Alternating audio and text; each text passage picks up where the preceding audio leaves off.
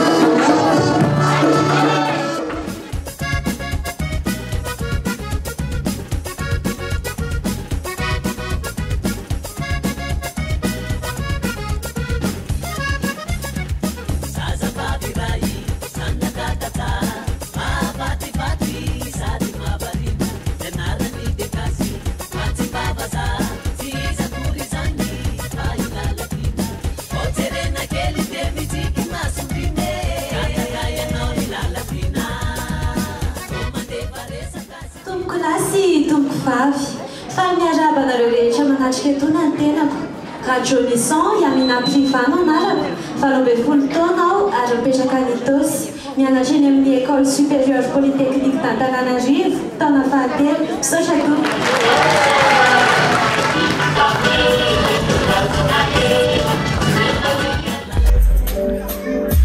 Satria ohatrany tsy misy anjara fa tsy hoe nadalaze tonga sy hoenao madamako efa henano nandrasako e tonga deu a pecarico vati wandama kwe angamba kuse adona smans maduswe si emuta lamana devo wazandai sai kusini fukwe e fanfanare ke artomelanai tumne tafidi tandapa panza tafave tunga suandapa Atikan tanamne tafidi tandapa panza kabave Ramanyacheroza kamya Hey Yara kamzi tabakumanya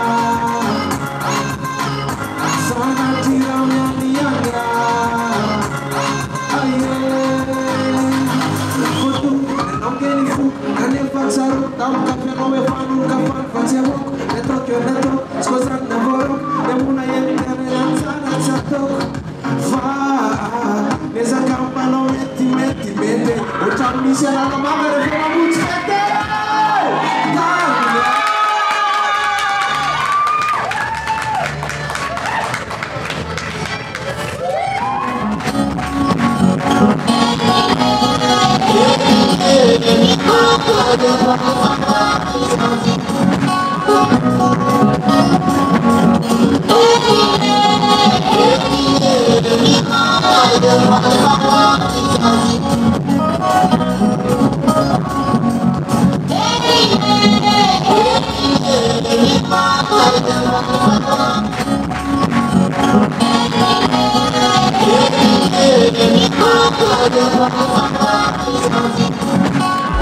Vitsy nunkiasa nimba Tunirana na tsangana Tifanana nyumbuna niwo Sinatawikiambana na sanatia Lea no fen voyou Simanirian sinkiaro vifakadia Parano Asaruta biar malasa parano parano, parano, parano.